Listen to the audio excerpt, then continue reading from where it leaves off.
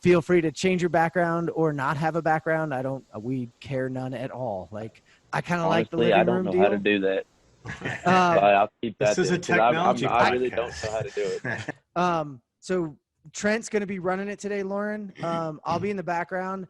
I think I'm going to turn off my camera, guys. I've had a long day. So I just want to sit and learn precast concrete here from you guys.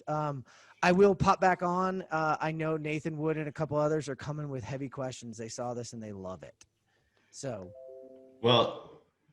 you're monitoring the questions for us? Nathan gets one question per One episode. question. We can boot him individually off the show too, right? Right. I can. So if you want anyone booted, just let me know. And I guess I got to get those out too, so that we don't get caught on an Apple for swearing, I guess. Do we care? We're not MAing it. Try not to right? swear. Try not to swear. Well, the other thing I can do is just start marking it as explicit, and then we can do whatever the F-bomb we want. Yeah. That'll be when we do these in person again. That's when you're gonna I try my best not to. Sometimes it. Oh, I swear a lot. So we are in construction. It kind of comes. Everybody's in construction. Yep. I can't not. Yeah. So I'm sorry. Welcome to episode 8 of the Construction Dork Cast. On this episode, we invite in TJ Chin and Lauren Williams to help school us on how coordination isn't just an MEP thing. We have a great conversation about how concrete fabricators are getting into the game as well.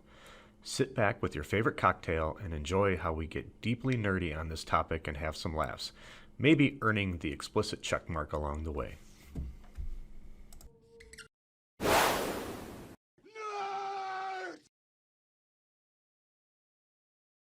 All right. Well, thanks everyone for joining us today for the newest episode of the Construction Dorks. We are happy to join everyone as it usually is. We are going to start off by introducing ourselves and our guests and their favorite beverages. Today's topic is coordination in concrete. So it's a really good industry topic that Trent brought to us, and TJ and Lauren were nice enough to join us as our experts today. So Jonathan, I'm going to start with you since you're off to my left there.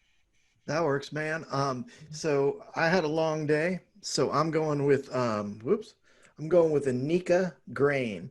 All right, man. So it's Nika coffee grain that doesn't have anything to do with coffee. It has to do with how they brew that whiskey, and it is awesome. It's a Japanese whiskey, and Suhu, Mr. Kevin Suhu, introduced me to it, and now it's like my wife's favorite whiskey. So like I get pour whenever we go to the liquor store because she's sitting there with like 2 bottles behind her back, and it's like it's at least the middle shelf of whiskeys, man. That's my drink for today. Yeah, we all got to thank Suhu for that one, because my dad, he sent it to me, and my dad and I sat down and drank that one. And now my dad's always like, you need to get me another one when I come out there to see you. So at least we can't travel right now, so I don't have that. But thanks to Suhu for that one.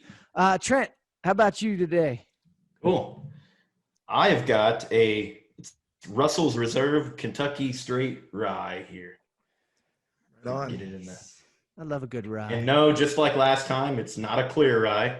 It's just that empty. So. You started early, right? I'm starting to sense a pattern here, Trent. Yeah. I think this is being documented. Like I feel like this is going to show up in a meeting later when your friends gather you in a room. Yeah, they're like, "Hey, Trent, we're glad we could all get you here. A lot of people that care about you." You know? Yeah. Mr. Travis Voss. Well, today I have one of my favorite local breweries here, if I can get to show up, is Wishful Acres Farm and Brewery. They started as a consumer-supported agriculture and then started a brewery. So it is a copper specialty ale. It's called Unicorn Tears. Definitely one of my favorites. Ooh, I like Unicorn Tears. Jonathan, there has been a request already in the chat for you to rename your drink since someone joined us late. And that's a shame on you for joining late. Right. Next time, be on time if you want to know what it is we're drinking. So, Jonathan, what was that you were drinking again? I'm doing a Nika coffee grain, which is like a really nice Japanese whiskey. It's beautiful. You should definitely imbibe. All right. Lauren, we're going to start with you. How about you, our guest for the day, Lauren Williams? Well, I missed the memo that said I needed to have something like either unique or less embarrassing than Truly. No, there's nothing wrong with Truly. Typically, I can down a bottle of wine rather easily. I think Jeff's witnessed that himself. That's my beverage of choice. Well, no one's gonna blame me for anything. I'm usually the guy drinking Zip Fizz, so don't you worry. And yes, I can attest that I have had many evenings feet up, dorking out with Lauren Williams. So she is a fantastic addition, and I'm excited to have her. And TJ, thank you for joining us. TJ Chin, tell us a little bit about yourself and what you're drinking today. So again, I'm kind of like Lauren. I missed the memo on something unique, and actually, I ended up finding one beer in my cooler. It's a Miller Lite. It's not my beer of choice, but it's what I got today. Sometimes in it's my what you're cooler drinking. too, man. Hey, and it's only got one more calorie than Michelob Ultra if you guys are watching TV lately. So I guess that leaves me, and I am actually joining everyone today. I had an opportunity to ride at lunch. So this one's for you guys, but it's a special bottle today. So this is a Stranahan's, and it's a single malt whiskey, and it's actually provided to me by one Mr. Rob McKinney. So if you've been watching the news, there's some changes with Rob, and that was a thank you from him. So this one's to him and to the crew and everybody that started this podcasting journey for me. I really appreciate all of you. Appreciate everybody joining today. Without further ado, I'm going to disappear into the back and handle the questions. I'm going to let these brains go, and I'm going to learn from you. Trent, why don't you introduce the subject and a little bit about why you wanted to talk about this, and have fun. Absolutely, guys. So this one kind of came to my mind a few weeks ago when we were going through some show ideas, and we were trying to decide who we wanted to have on, and immediately TJ Chin came to my mind, a guy that I've worked with on a project here very recently. And I know Jeff suggested Lauren Williams, so we found two amazing guests for this. And the reason I wanted to talk about this level of coordination is because on our show, we talk a lot, and we're very MEP focused, right? And that's by bias. I mean, me, Jonathan, Travis, three of the four of us are incredibly MEP focused in what we do. So that's just what we talk a lot about, is coordinating mechanical, electrical, plumbing, everything. But there's kind of a new thing coming around now because as we leverage models more and more, and we push to efficiently build our projects through prefabrication, we're not the only trades doing it. You'll look around and you'll see a lot of architectural guys, a lot of wall panel guys doing the same thing. I know you've probably seen on LinkedIn a lot of the stuff that James Hiljagus has done with wall panels, and structure's no different. So we're seeing a lot of precast concrete finding its way into our jobs nowadays, and it's not just parking garages, it's not just warehouses like it was in the past. TJ and I are working on a very large detention center right now that is a precast structure with, I don't know, TJ, what do we got? Maybe 1,000 toilets in that thing. I mean, it's not just structures that don't have plumbing and things that you need to coordinate in them anymore. And this isn't going to change, because as the world moves towards prefabrication, every trade is moving towards prefabrication. So that's what sparked this idea. I wanted to bring experts in and kind of chat about it. So I'll start with TJ here, just because I have the closer relationship with him on what we're doing right now. But TJ, kind of talk to me about what you're seeing in the modern coordination nowadays that's letting your company achieve what it needs to do to build your concrete for these jobs. Yeah, so actually the project you just mentioned, the detention center, is probably the first project, at least that I've been involved with, where we've had MEP coordination up front that has helped facilitate our prefabrication. Past projects, we don't really get that level of coordination. It's kind of an afterthought. We usually get out, we're first on site, we build the structure, and then MEP comes in at some point along the way, and they're hot and heavy, and then it's like, oh crap, we got to put penetrations here. And then it's kind of back to the drawing boards. and it kind of sucks your management back in, because we're already kind of phasing out of that type of coordination aspect of it, and it sucks us back in, and it really helps to get up front, and it helps facilitate the whole project through, I think, once we start. Now, it does take some, as you're aware, Trent, you have to get up front and get out in front of this thing pretty early to make it worthwhile. I agree. On the project that I'm on right now, we actually are so aggressive that our precast enclosure contractor is part of our design build team. So our intent there was that alongside of the structure being designed, precast is also designing their connections and embeds to align with the superstructure. Cool. So I would second that, Lauren. That's kind of our company MO is, we were actually just a design build GC firm, and then we started dabbling in precast, and that's kind of like exploded in the last couple of years, and that's really what we're kind of focusing on now is more precast structures. But as having those roots in design build, that's kind of what we try to push is let us come in as like a design build representative as a member, let it get us in early, and that's really helped out a lot. Mm. I think the joke used to be that like you guys were the one thing that wasn't going to move in coordination. Like everybody else was in the coordination meeting and we all move, and then structure is sitting there and they're not moving. So just understand that you got to get out of structure before you can do anything else. So it's nice to see that you guys are moving into that. I have not dealt with concrete a lot. I just had one on a coordination job I was doing, and I literally asked the lady in charge, I said, it looks like your building's missing a lot of beams that I'm usually trying to avoid. And she's like, no, it's all precast. It's all concrete. And I said, so all of that big area is full of concrete where I was seeing that dude run his piping. And she's like, yeah, you got to get it out of there. I'm like, oh, awesome. Oh boy. Or you can just cast it in. Just send them your assembly of stuff and be like, hey, can you cast this into your precast and send it out on site? Thanks. That would be That's awesome. going to be one of my questions that we've talked about. From our aspect, like Trent said, from the MEP, we've tried to get you our sleeves and all that stuff when we get to the concrete stuff. But I mean, is that something that's really possible these days? Can we basically almost pre-route our pipe and everything through the walls that you're going to do? I'll I don't know. Respond. I'm trying to shoot for the moon here. So tell us what's possible. As far as plumbing goes and mechanical ductwork, I'm not sure, other than maybe some openings and things like that. That's probably the extent we got. Now, electrical is a different story because their conduits, smaller in diameter. We actually, on the project Trent and I are on now, the electrical subcontractor, they actually had a representative at our manufacturing plant the whole time we were casting precast walls.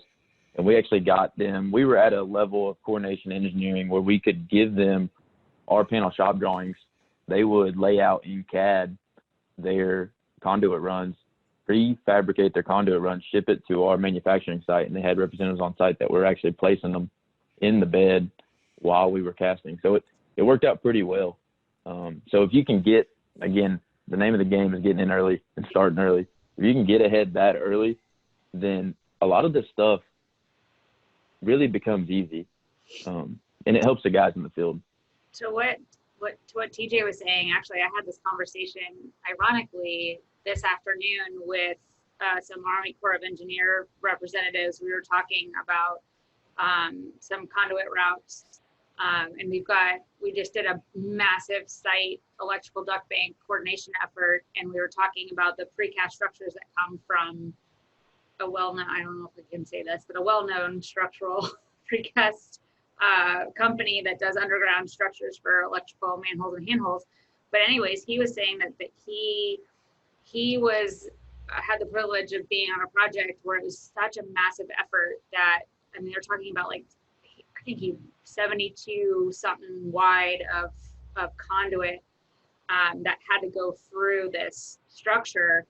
And they were able to kind of fabricate a frame, all of their kind of a run of conduit this way and a run of conduit this way and a frame just to send it to the precast structure.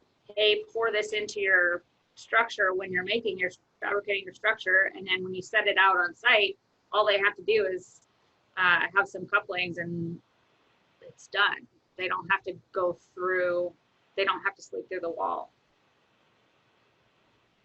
which we don't have anything big enough on this project to really warrant that, but kind of neat that he was talking about it. Cool that Well, they're that's starting cool. to think about So it. that's a good point too, Right, Lauren. teaching. Is maybe not the structure itself, but blockouts.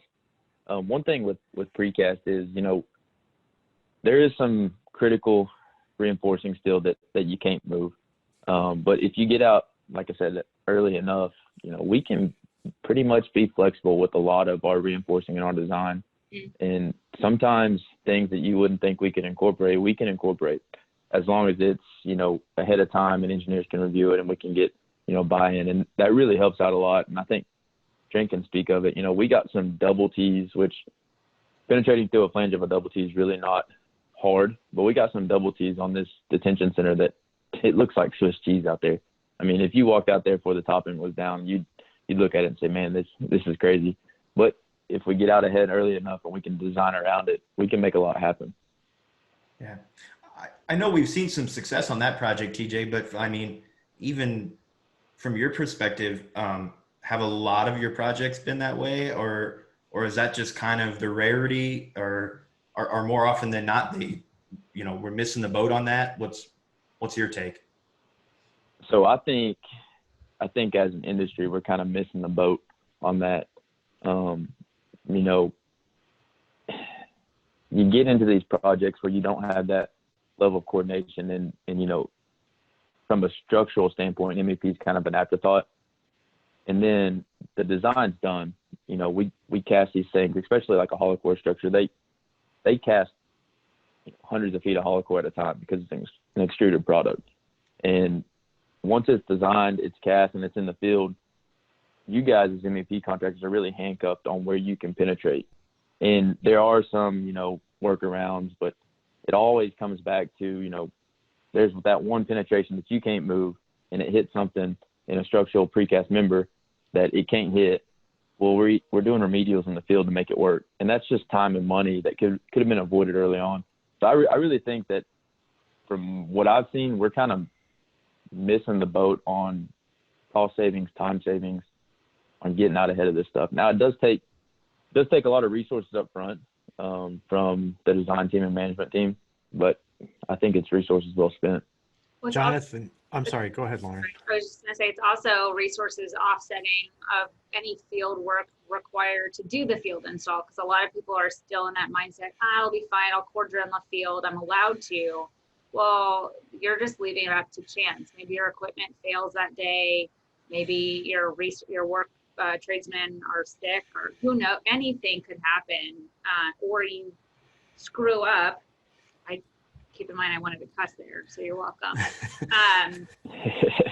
You screw up and you damage the precast, then it's on the partner that did that. So you're just controlling the situation and really preventing anything bad from happening, kind of. What I was going to come on, and that's a great point, is Jonathan, we always seem to slide back into this conversation. We as MEPs lately is the DFMA and stuff, and we got to be in sooner. And that was going to be my question to Lauren. On the GC side, are you starting to see a lot of calls for that? Are you starting to push for it yourselves? In that realm, to start getting some more partners to the table sooner, so you can do all this work up front to make the process easier. Completely. So specifically on this project, we have a very aggressive design build partnership set up that is very model based in the sense where our design documents that are 100% CDs are using fab ready fab parts for like mechanical. So the ductwork has the insulation, has the flanges, is the actual part that's going to be spooled. And the intent there was we only wanted the model to be touched from an authoring standpoint by one person. the designer of record still annotates and does that kind of stuff. But the goal being, once we were released for construction, they can essentially go procure and school right from that, instead of chew on it a little bit more. Granted, in real life, we still need to chew on it a little more because other people are adding more level of development stuff that still needs to be thought through. But it really does move the timeline forward, and left the opportunity to pre-plan as much as possible really is in our favor.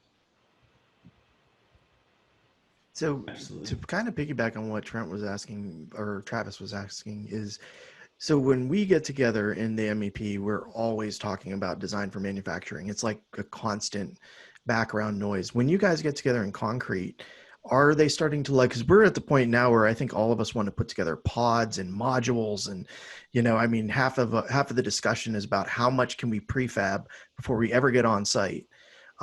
Is that the same discussion that's going on in structural and concrete, or are you guys just starting to break into that? Because I would swear for the last 4 years, everybody has been just how big can we prefab before we get to the job site on the MEP and trade side. I don't know. I would like to hear what TJ has to say about it, because this is the first project I've ever had where we've pre-coordinated precast and connections. I mean, granted, this is from a precast panel, so like a skin standpoint, but it's news to me. I've never done this. The benefit I see is more of a schedule standpoint, because they're fabricating anyway, so there's no prefabrication of exterior skin. You're just doing it. So that's my only input on that, but I want to hear from TJ. Yeah, so as far as like you said, Lauren, like wall panel jobs, I think that's kind of an avenue that people tend to think of precast for, skinning it. I think we're starting to see more thought process of actual structure, the whole structure being precast outside of parking garages. Mm-hmm. And I really would like to see more, obviously, because precast is our thing, but I think there are advantages of it that people just aren't realizing yet. I mean, if you look at what they're doing over in Europe and overseas with precast, the U.S. is really behind on getting on this boat and kind of taking off with it. And I think as we start seeing schedule crunches happen more often, and I think the construction industry is kind of changing right now anyways, I think precast can really be, advantageous to that. If we really everyone kind of has to hug together and kind of get on board with it. But I think if that happens, I could really see it taking off. There's already been a spike in, an uptick in interest in it from what we've seen. So I know that there's a couple questions rolling in, but before we get to those, I wanted to kind of wrap up what we were talking about here with Jonathan and Travis talking about DFMA. So with the idea of getting that team together really early, I'll kind of throw my 2 cents to where I saw some disconnect on the project we were doing, TJ, and then I want you and Lauren's perspective on where you think we're missing the boat. I would say, TJ, on our job, from my eyes, a lot of the sub-trades got together pretty early, and I think the GC was involved very early and coordination started to roll. But I think the piece that was missing that really hurt us was owner buy-in, right? It seemed like maybe the owner wasn't seeing or wasn't agreeing upon some of the design that we were coordinating, and that forced changes down the road. And I think that's where maybe some of the coordination fell through. But I'd love to hear where you guys think some of the disconnect is. So speaking to that, Trent, on this project, I would agree with that. I think the GC really, they were heavily involved early on with coordination. I think they didn't have dedicated management that was from all aspects, even not just the MEP management, but from structural management, whoever their PM is that's dedicated for structure, or PM, so on and so forth. I don't think they had true buy-in from keeping up with the coordination that was happening. And I think that was a big disconnect. I think you got to have somebody that's involved from the get-go and is really kind of managing this and keeping keeping their head in the game, and then that has to translate to the field too. Because I think we're still seeing some disconnect in the field from the coordination that happened early on. I think the owner buy-in part, my opinion is it's a lack in technology. And I think, Lauren, you might have alluded to this earlier, maybe not intentional, but you said that on a project you were trying to basically keep ownership of only having one person in the model making changes. Well, on the project Trent and I were on, we had a model where basically everybody was kind of working in their own model, and then we would collaborate together. That worked great for coordination early on, but it was hard to track the changes that were occurring and then kick out something easily for owner buy-in at that point in time, and then we ran into issues with timestamps and, okay, well, this penetration moved, or this, this blockout moved, and well, this is cast, so on and so forth. And you really run into issues with, there's a lack of technology to allow this type of coordination to happen and track it, I think, is the main thing, is tracking. So Yeah, I think that's where your disconnect comes from. We certainly I was going to say fail at tracking. It's just sort of a shit show, to be honest. You just, oh crap, you moved it, and then you get people pissed off. And I spent 3 weeks doing that, and now I have to do something else. But that is the beautiful chaos of a design build project. You just have to roll with it.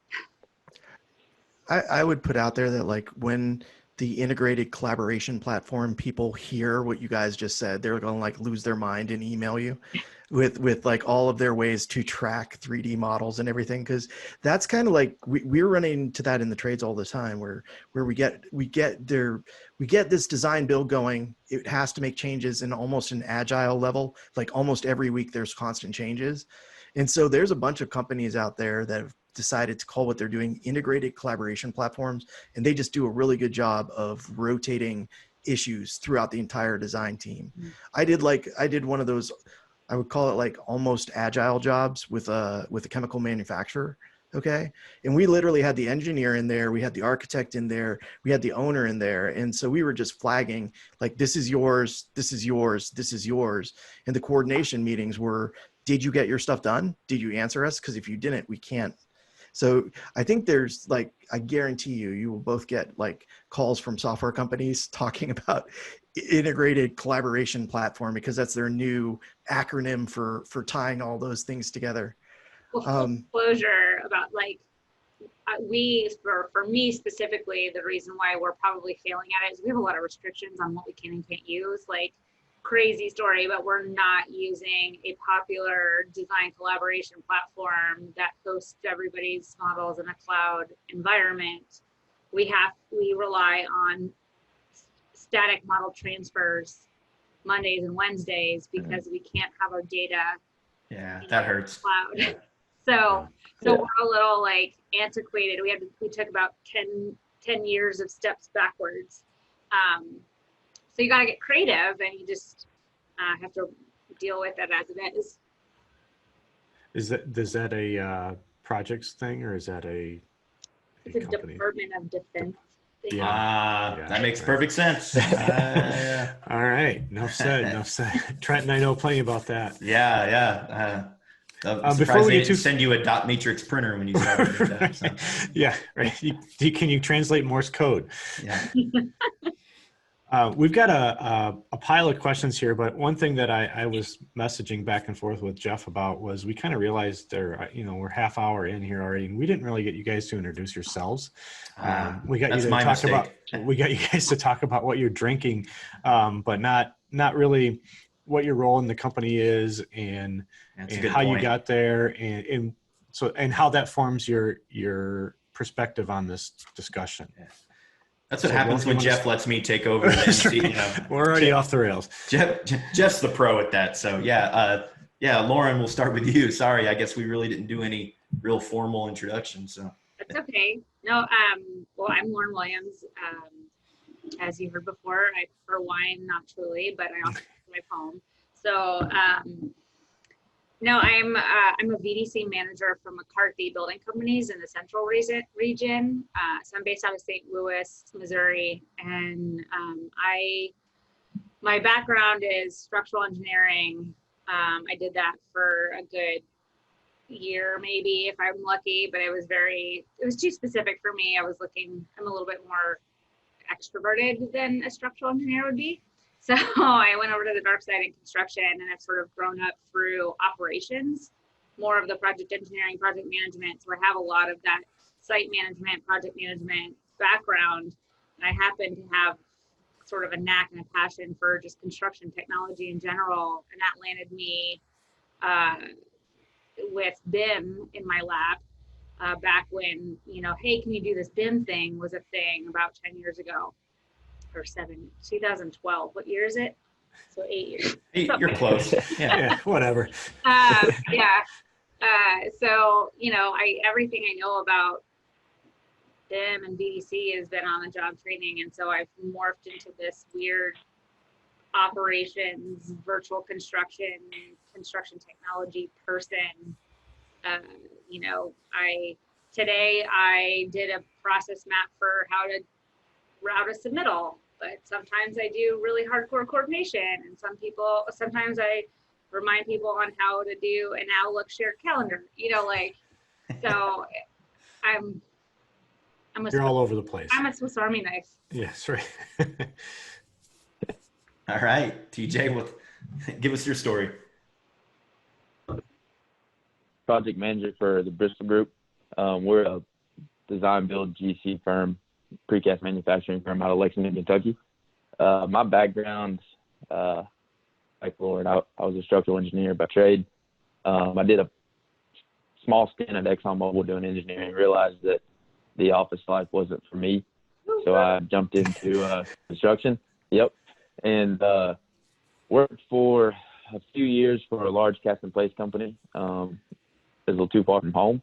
Had an opportunity at Bristol, got in with Bristol, and it kind of was a perfect fit. So I went from cast and place to precast and design build. So as far as technology goes, self-taught. I didn't really take any tech classes when I was in college. So like anything like CAD or Revit, it's all self-taught, self-learned. I do enjoy it though. I can't stand whenever I don't know how to use a program. So that's probably where it mostly comes from. So I've seen you fly around Revit on that project. I'll give you props. Yeah. Appreciate it.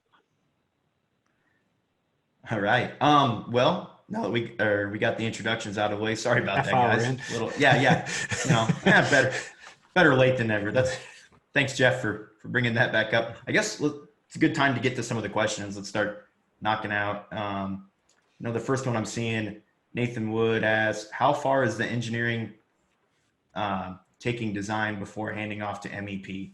So I'll speak, TJ, for I believe our project was saying about 60%.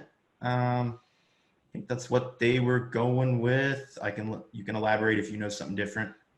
A lot of times. Yeah, I'd say. Typically, sorry. Go ahead. But you're fine. Yeah, I would say that's accurate for the project we're on now, which is honestly probably the best project I've seen for pre-coordination with our precast products. Pretty accurate. I mean, we were probably cast out with 30 to 40% of the building ahead of construction start. So if that gives you any idea of how far ahead we were pre-coordinated with MEP and design. Yeah, 60%. So 60%, 100% DDs or right into the start of CDs is really when you start seeing that switch over. In our instance, in this unique model-based delivery method, I would even argue that we didn't start modeling stuff until a certain point at which you could actually put stuff on paper, because it would have been silly to start doing that. So I think that that's a pretty standard, whether you'd like to admit it or not. However you do it, you have to do a certain amount of engineering before you can actually start modeling something. So one quick caveat to that, you say like 60% DDs and CDs. One thing that's important about precast and precast manufacturing that I think is misconceived is that precast, we don't have unlimited space to to precast. No manufacturer has unlimited space, unlimited bed space to make these products. So you basically secure a bed slot, and then that's your bed slot for production. It usually aligns with project schedule pretty well. We try to align it as best as we can, but we are casting a lot of times before you guys are hitting these 60% DDs. So our design is pretty much at construction level when we start casting, at least those individual pieces which tie into the whole structure. So we're pretty far ahead of when you guys actually hit that point. And I think that's kind of missed sometimes when these conversations are had.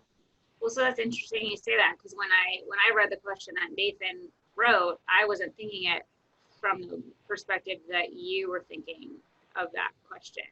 So I gotcha. Yeah, so it's really unique though that you say that, because that's a huge disconnect. That's a big difference. Yeah. Well, because you guys are, TJ, you guys are like, if you think of a traditional manufacturing, you've got an order for 1,000 widgets, right? I mean, you're going to get out there and you're going to try to kick off those 1,000 widgets as early and fast as possible. Right. And two, we're also talking about, sometimes, 40, 50 foot panels by 12 foot wide. Double T's are, can get up to 60 foot, however big you're talking about. You're not talking about little things that can be stored in a warehouse. We got limited yard space. We're trying to coordinate, when can we fit this in the bed to fabricate it? When can we minimize putting it on the yard and getting it to the project, but still have all the design done? And then as far as manufacturing goes for precast, we try to have our shop drawings for individual pieces at construction level pretty much like 2 weeks ahead of when they cast. So question about your shop drawings. Do you model everything, or is it all CAD? So we are actually modeling it now. I can't remember the exact software that our design team uses. We were in CAD for a long time simply because we were trying to utilize lasers on the bed. And at the time we thought that CAD was the only thing we could get laser files to really kick into. We found out that wasn't true. And then we had some other issues with lasers not related. So, but we are in modeling now. On large structures like the project Trent and I are on, they actually drew those, I'm pretty sure, in CAD just because of the speed, because a lot of detailers are used to CAD and precast. There are some companies out there that don't use CAD at all, but as far as who we use for our consultants, they were faster in CAD. So on this large structure with a lot of pieces, we had almost 7,000 pieces of precast on that job, Trent. So in case you didn't know, it's pretty big. Mm-hmm. So talking about speed and trying to get them out, they were used to CAD. That's what they drew it in. But I prefer modeling because on my side, I like the information you get out of models. You really don't get any information out of CAD. So. Well, the reason I asked is, it's a little bit more specific to cast in place, but there are some precast elements that within the precast that were modeled that we've quality controlled so much crap within concrete just by modeling the rebar and any in concrete structural elements. Even within the stuff that's on the structural documents, and just by assuming that responsibility and doing that for communication tool has been incredible. So it'd be interesting, like if somebody like you were to come to the table to somebody like us already with like, here you go, here's my model with all my rebar and everything in it, that would be crazy awesome. So yeah, I guess let me drop back on the project that I keep going back to because it's, like I said, it's probably the best one I've seen with coordination. The actual structure itself was modeled dimensionally. All the precast members were in there modeled correctly. All the reinforcement was not modeled just because of the sheer amount. The model was already heavy anyways.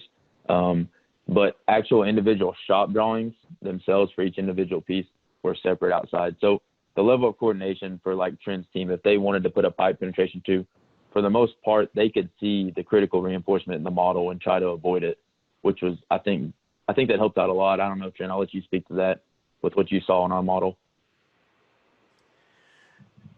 Yeah, actually this is a pretty good segue to a question that we have, and we can kind of we can kind of tie these together. So we got a question from Chad Pettit, and he's saying a 5-floor structure I'm coordinating is using precast floors on all 5 floors. We are requested. Whoop, just went to the answered queue. 1 second.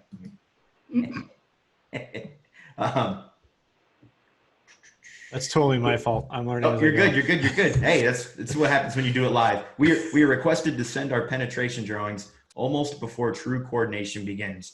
How does the industry work with that? Do you set penetrations and then route to those penetrations and hope you don't need a lot more fittings? Or is it a case of a lot of core drilling, right? So that kind of ties into what we're talking about, right, TJ, with getting out early and out in front of this. I can tell you that the situation you're in, Chad, is you're already behind, unfortunately, in the grand scheme of things. But I feel you, because there's areas of the building where we were in that same situation. So kind of what we did is, we modeled where we knew certain rises and certain areas needed pipe, and then you coordinated those openings, and then when you got into official coordination, you sort of coordinated Those the were suspended. set in stone, Yeah. literally, actually set in concrete. So they actually precast the floors. They literally delivered a floor and put it right there. That's crazy. That's interesting. Yeah. Right, TJ? I mean, that's what you're doing. Yep. Yeah. So we actually had 2 different types of precast decking. We had double T's for areas that had higher loading. Oh, right. And then we had hollow core for areas that we could get by with it. Oh, okay. I've had experience with the double T's. I did an IKEA at one point, and that was interesting. But yeah, because they've got crazy zones that you can't attach to or hang from. Mm-hmm. Yeah, interesting. I think the thing that Chad's bringing up is something that I ran into a lot, where we're kind of asked before coordination even starts where we want to put stuff. Mm-hmm. And then when we do inevitably make a mistake, because they're like, coordination's not started. We don't know where we're supposed to go yet. Like we can make a guess, but then they come back and say, well, you're the one that told us to put the hole there. And so is there any way that you guys see where you guys could get us sort of a longer runway?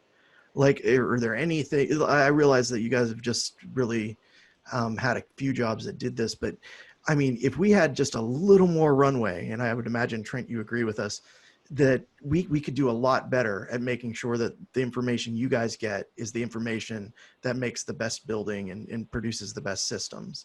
But do you see any way we could get more runway? So I would say that from my side, as a precaster wanting to basically, the name of the game for me is to nail down the design and get tickets to my plant as soon as possible, so they can review, order material, so on and so forth. The best way that I think to do is, as long as the precaster has their production schedule pretty much nailed down, which sometimes is risky, because you want to produce it, and that follows how you're putting the building together. And knowing that up front is kind of hard sometimes with what trades you're following, or where you need to follow, what trades are following behind you, and how that fits into the schedule altogether. But if you can have a production schedule ahead of time, essentially each piece has a production date, and each penetration that you'll potentially have is going to penetrate a piece. So if the precaster has a production schedule out ahead of time and share that information with you, then basically what I did, or what I've done in the past, is it's like, okay, here's our production schedule. I actually shared it we do our production schedules in Microsoft Teams with Excel, so more people can get in it and look at it and change it. Shared it with some of the MEP trades on the job that Trent and I are on now, and said, look, these are our production dates. You have up until 2 weeks before this date to make changes. If you want to make changes from what you've already coordinated, you got to let me know, and then we can work from there. So essentially, give us something to start with. Here's your drop dead date to have it finalized, and then we're producing it. And that kind of is the best way to maximize your runway. Yeah, and we worked a lot with that, and actually TJ's group was was really friendly in that process. So it's kind of even, speaking like Chad's question, even if you're a mechanical and you're dealing with precast, don't be afraid to reach out to those precasters and try to, to spear some kind of coordination with them. Because I mean, TJ, you can speak to this. I know it benefits us a lot in our fabrication process to get stuff like that lined out. But I mean, asking you guys to do things like that, I mean, is it a big burden on you, or do you guys prefer to see that kind of coordination before you build? I would prefer to see it done. To me, it's the biggest pain in the ass after a piece is out there and someone comes back and says, I got a core drill through this, and it hits, critical reinforcement. Then it's like, oh, whoa, we got to drop back and punt. I got to figure out a structural repair if you do core. So getting out in front to me is the best thing. It is kind of a burden if you get into if you get into that 2 week time frame, 2 or 3 weeks. I think each precaster has something different. For us, it's 2 weeks. So you get in that 2 week time frame where we've already basically nailed down the shop drawing for that individual piece and either released it to our plant, or it's in the queue to release, and then we come back and change it. Then I'm asking the engineer to revisit things that they've already drawn and they've already reviewed, and that kind of kicks the process all over again. So if you really get into that buffer zone, it becomes a burden. But anything before that, I think helps everybody out.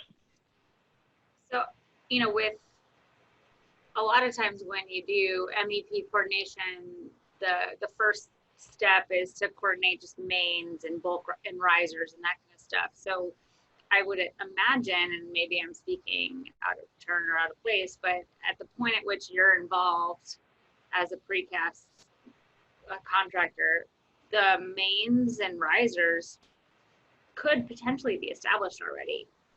And so the bulk of those massive penetrations, the things that which require structural engineering to verify, should be able to be accounted for. And maybe not always, because shit happens. And these smaller ones, like a domestic water line or something, isn't that big deal, and it ends up being a core drill. Yeah, so you bring up a good point. So any type of large penetration, The block out? it really, you have the large block out. We have to design around it. So basically frame around it if it is outside of the limitations of the precast member that we're doing. So we have limitations on what you can do through a single piece. And then if it's larger than that, then we have to actually frame around it. So having those nailed down early on really helps, because that's not a shop drawing thing. That's a building framing thing that we have to address. So that's a good point. I think that's a thing that kills us a lot of times, though, is like, depending on which engineer we work with, because usually if it's that early, you're not working with the contractor yet, you're working with the engineer.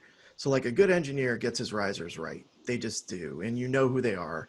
But like the bad ones, I literally like a year ago probably moved 50% of all the risers, because there was no possibility of getting fittings into the chases that they wanted to get them without moving the risers. And that happened like after the floors were already going up. I mean, the steel was up. We had actually gone in and scanned it after the fact. So I think that's where we kind of get the rub sometimes, is the level of engineering expertise. We'd love it if you guys would like call a contractor just right before, right when you get the job, just say, hey, could you guys review the risers and make sure that this is not, crazy pants engineer, not to beat up on engineers. I was one for like a decade and it was fine, but I didn't know what I was doing. So, Yeah, that early communication goes a long way, though. I mean, I think we got, TJ and I got together as early as we could. Nothing's ever early enough, right, for the project, but you try to make it as best you can. I guess I'll use this segue a little to try and check a couple more of our Q&As off here. TJ, this one's kind of directed at you. It's interesting. So, does a precaster own the risk when they jump in that early? I think it depends. I think it depends on where the precast because essentially you have the structural engineer record, then you have the precast engineer record. And I think those lines, how blurry those are, your risk is kind of shared there. And then I think it also depends on the GC's involvement. From a precaster standpoint, I want the GC involved on all coordination. Anything that has risk associated to it, I want them involved on, and they need to have visibility on that. And then it's not so much a precast company, MEP company who has the risk. It's, listen, we're working together as a team. As the GC, this is what we're doing. We have shared risk in this. And I think that's the best approach. You really don't want to get into this, he said, she said game, because then it kind of always gets messy. I think everybody kind of wants to avoid that. That's probably kind of dancing around your question. I'm not giving a direct answer, but that's really the best way to approach it, if you want my opinion. And we've run into that. And I think Trent's team and my team, I think we've approached this fairly well. There was times that, Trent's team called and said, look, these things have to move. What do we do here? And it's like, well, we've already cast it, but we could do this for you. And it really goes back to that working together in coordination. And if you have that good, camaraderie, then really your risk of having something off, you're talking about maybe core drilling and the cost of core drill and the cost of infill, which right. If you get to a lot of them, that's pretty expensive. But if Sure. you can try to mitigate it, You know what GCs like to do is GCs like to say, they have this nice little language that says coordination is the responsibility of the contractor. So, right. But deep in my heart, I love actually facilitating coordination. So I'd be happy to help you coordinate you and your mechanical person. I think the biggest thing is just visibility. You don't want to work in a vacuum. You don't want the precaster working in a vacuum. You don't want the MEP trades working in a vacuum. And you certainly don't want those two coordinating in a vacuum without the GC being aware of what's going on. Right. Because this is uncharted territories for a lot of MEPs, right? I mean, like Jonathan said earlier, that a lot of MEPs don't know to talk to structure and during coordination. They see structure as something that is concrete, in place, not gonna, and it's never a part of it. So, you got to kind of change that paradigm. And I'm sure there's GCs, coordinators like Lauren, who will remind them, hey, dum-dum, you can talk to these guys. Like they're a part of this process too. So, and I think we answered one of the other questions. Chad had a follow-up, if they do fall behind, can precast be core drilled if it comes down to it? And TJ, the answer is yes, but with rules, right? I mean, so. They have these typical details that say, okay, if it's Sunday and it's sunny, you can go through this area. And if it's Sounds about right. that was my attempt at a joke. Hey Trent, You nailed it. being that you were on the job with TJ and you have like augmented reality in your tech stack already, did you use any of it to see where the rebar is? Because that was the first thing that I thought of when we started talking about this. Is I would love to set it up in such a way that I can look through the concrete and see where the rebar is, and we're getting to the point where that's not like a huge trick. Like if we sat down and we tried it, we could get it right. But did you play with any of that on this job? So we did use augmented reality to QA/QC some of TJ's openings. I know we did that, not to say that we were trying to catch him on anything, but when your vested interest isn't mine, you're double checking some of that stuff. But as far as the pre-tension cables and things like that, those weren't technically modeled. So no, I mean, we didn't really get a chance to check any of that, but I mean, it's an interesting point. I'm sure somewhere down the road that kind of stuff is definitely going to be doable. So Jonathan, what we ran into when modeling is that when you start modeling every piece of pre-stressed strand or every, line of mesh and rebar, because some of these things have mesh and rebar in them, and pre-stressed strain. When you start modeling all of that and you have a project with a lot of pieces, the model almost becomes so daunting that, my computer can't run it, So, but we did try to set up, and I don't know if I hope it helps you guys out, Trent, but we did try to set up guidelines for each type of precast member that would be in the deck. So if it was a hollow core, it's like, look, you guys can do this and try to avoid this. If it's a double T, you can basically penetrate anywhere in these guideline areas, and try to narrow it down to where you're not trying to go through and pick apart and see where the rebar is, but more so just geometry. You're looking at the piece itself and saying, okay, well, I can go here, and then that's kind of that back and forth coordination. Is that with the model, it's great because you can go in and model it, and then at a certain point, flip it over to the precast and say, hey, I modeled my penetrations. Can you review it? And then we'd print a PDF set out, review it, mark it up, and go from there. Yeah. They did a really excellent job of modeling the cores in the hollow core and stuff like that. But every little cable, it's just, we're not quite there yet. But who's to say? I mean, I would not say this if it wasn't an actual Dork Cast, but like, and this is so total nerd, but so Revit did this really cool thing where they'll let you bring NWCs into your model, and they're super lightweight. So if somebody models all their rebar in some separate model and you bring it in as an NWC in Revit, it actually is lightweight enough that you can use it. Like I use little gaming computers that are nothing, and they can handle it. So like it looks like a lot of the tech is there to do it. It's just no one sits down and like says, okay, if you get too detailed, save everything off to the side, republish as NWC, push it back into your model.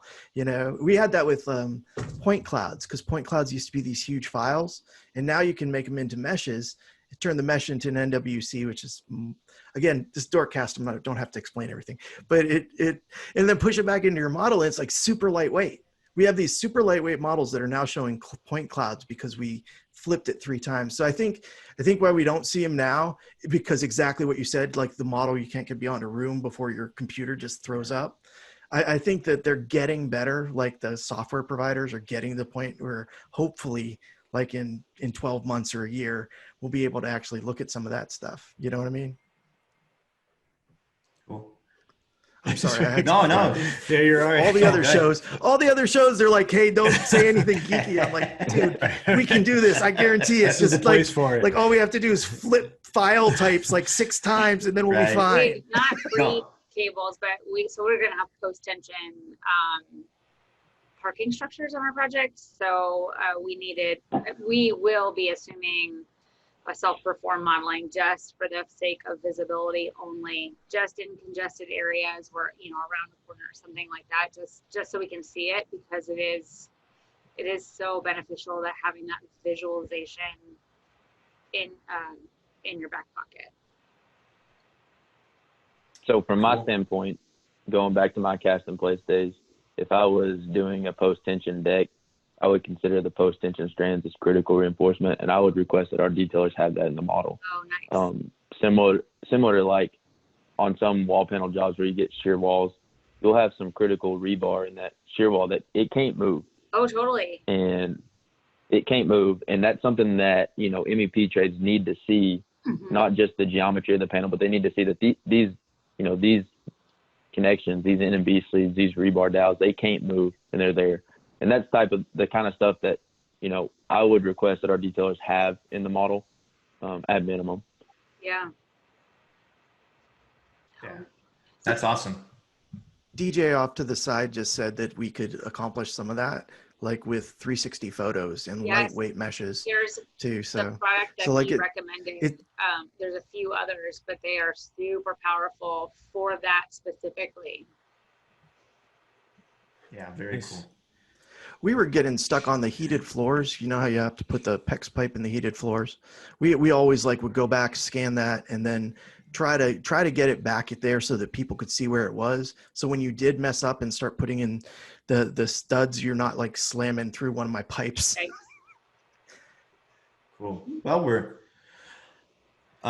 starting to get close to the hour. I think we have a question here that we can take care of real quick. I don't want to leave DJ Phipps out. You know, he's got over here in the Q&A. How do you handle deflection and double T's or precast elements and coordinate around that? I would say that deflection is one of those things that's really hard for the MEPs to really, because you don't necessarily know which way or what way it's going to do it. But TJ, I'll let you kind of speak. Do we see a lot of deflection in double T's or precast? This is a deflection and camber in precast, I think, is one of the most overlooked design concepts by everybody involved in projects. A good precast engineer, when they put out a design, they should have a calculated camber for each design. So hollow core, you can have a certain strand pattern for a certain live load area, or you can have one strand pattern across the board. They should have a calculated camber for that strand pattern. Same thing with a double T. They should have a calculated maximum camber based on the loading that's going to be seen. From there, you should be able to talk with your precast engineer or precast team and figure out what the camber is going to be and what the foreseen deflection is going to be. And then you kind of got to take, it's really kind of an average of that. You're going to see some differences. And I will say this, PCI, which is the guiding of precast, precast concrete, it really helps out precasters. It gives us a more leeway and tolerance than what you would imagine. But again, I think talking about it early, it never gets talked about. I don't think on the detention center, I don't think they talked about deflection or camber except for maybe once, and that was in 2018, and we started construction in 19. So right. That's a good point. It needs to be brought up. It needs to be talked about across the board, everybody involved. And you should have some starting point with it. It's not just a guess, but. Lauren, you had a good point on the. I was going to say, I have to point out something real quick. We at the Dorkcast are trying to recreate what happens at after hours at an event, right? An industry event. And I wish we could stream the chat box into the podcast at the same time, because Lauren and DJ are having a side conversation. Yeah, I know. And that is exactly what would happen if we were all sitting around a bar at an AGCIT event or an MCA event or anything like that. It's awesome. That's why I said I want Lauren to, she had a really good point. That's why I'm reading over here. Yeah, so So Lauren, now speak what you taught. There you go. Yeah. So DJ said something about tolerances are a pain to work with in clash with Navis, and I said, heck yeah. In fact, I am vehemently against using the tolerance feature in Navis because every time I feel like I enter a value in, it changes it to a negative and a positive, and I can't remember what the fuck I'm supposed to do. So it's easier to have a modeled object to clash against. So that's there goes iTunes. I was going to say, Lauren, you're going to get the award for dropping the most curse words on a podcast so far. Congratulations. I thought that was more of like a, never mind. My bad. No, we love it. We love it. Carry on. So it's easier to have like a modeled object to clash against. And then you can, play with appearance profilers. Sorry, Britt, come on in, boss. Here's my boss, Alex Deltopper. He's hovering over me. The crashing party. Talking about modeling like things that aren't necessarily modeled that you need to clash against. You model it in Revit, that way you can bring it in, you can apply appearance profilers, you can change the colors, you make it change the opacity, all that kind of stuff to make it something that you can clash against and actually measure against. I mean, that's why we model hangers, we model no-fly zones, we model clearances on cable trays. Today, one of my engineers actually blew my mind. There's this really very obscure detail in our parking structure design that you can't actually penetrate the ramp or the slab in these random zones, and I'm not quite sure why, but they're not modeled, so nobody's gonna know. And so he went in and drew a block and whatever, and now you can't go there. it's not in the model. You don't coordinate against it. Right. That's just the rule. Oh yeah, but didn't you That's the BIM it? rule. Didn't you BIM it? You should know. I'm just a dumb detailer, man. I don't know. All right, guys. Well, What a talk. That was that was more than I bargained for. I think the topic was great. I think we had the perfect guest for it. I think it worked out well. Sorry I cussed and made you get off iTunes. That's All I gotta do is okay. check one little box. I check one little box and we're good to go. Yeah. Don't you worry. But we're trying to manage clicks here, Lauren. I mean, we're trying to eliminate, We need that Spotify money. Come on. Hey, Rogan definitely has to be MA, so we're good. Explicit, he's going to be that way. We're going to be that way again. We're modeling here. Like we said earlier too, it's construction. Like everybody knows those words. Okay. Jeff, you want to close us out? I mean, you're the pro. I've been limping us along in Jeff's absence here. So well, you've done a great job, and I wanted to follow through on what Travis said and just put that vulnerability out here. This has been awesome to sit here and listen to all of you talk and feel really dumb. Because I'm usually one of the ones having the side conversation of some sort, because it's like, well, I like TJ, you used so many words that I was like, I'm trying to look them up over here, except the curse words, Lauren. It was the same with you. So I know not those. the only ones I knew. But no, it's the feel, guys. And to everybody listening, this is the feel of what we wanted. This is why we did the dorks. This is why, we just came off of the CPC and we got a lot of interaction for people giving us ideas, and we want these ideas. And it's about you. It's about TJ. It's about Lauren. It's about our perspectives, but it's about dorking out. Like Jonathan, I couldn't have embraced it more that you just went down the road and never explained a darn thing that you said, because that's why we started this thing, isn't it? Because we don't explain ourselves unless one of us forces the other to explain ourselves, because we're going to be vulnerable enough to go, I don't know what you're talking about.